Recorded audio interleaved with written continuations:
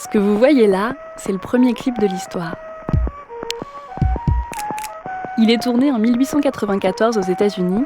C'est le premier film sur un morceau de musique et c'est aussi le premier film sonorisé de l'histoire, 30 ans avant le cinéma parlant. C'est une ritournelle composée par un Français de l'époque, Robert Planquette. Et la personne que vous voyez essayer de jouer du violon, c'est Dickson, un génie, un pionnier du cinéma et l'inventeur avec Edison d'une machine à clip qu'on appelle phonokinétoscope. Ils n'en ont construit que 45, dont aucun n'a vraiment réussi à synchroniser le son avec l'image, jusqu'à ce qu'un incendie détruise finalement tous ces films en 1914. Mais les premiers clips au sens moderne, dont le son est synchronisé à l'image, ils sont créés en France, à Paris, en 1902.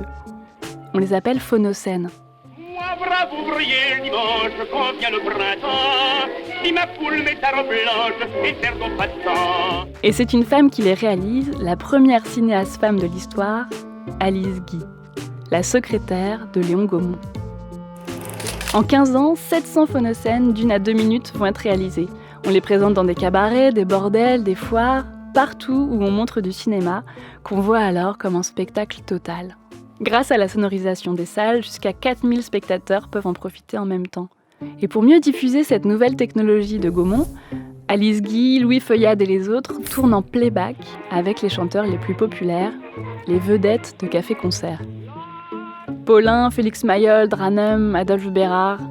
Et c'est à ce moment-là, en fait, que les phonocènes vont véritablement s'affirmer comme étant un formidable outil promotionnel pour la musique populaire du moment. Et déjà, le produit commercial s'exporte outre-Atlantique grâce à la musique qui traverse les barrières de la langue. Alice Guy tourne aux États-Unis.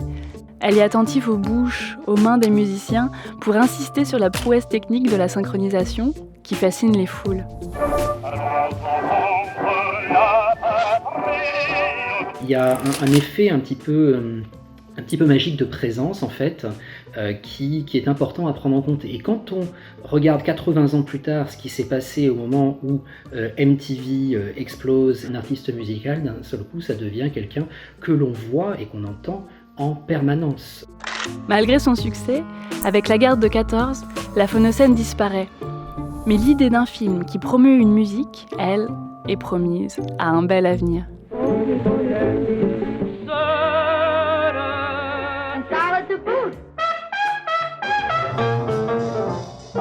J'aimerais ce soir vous emmener danser. Ladies and gentlemen, rock and roll.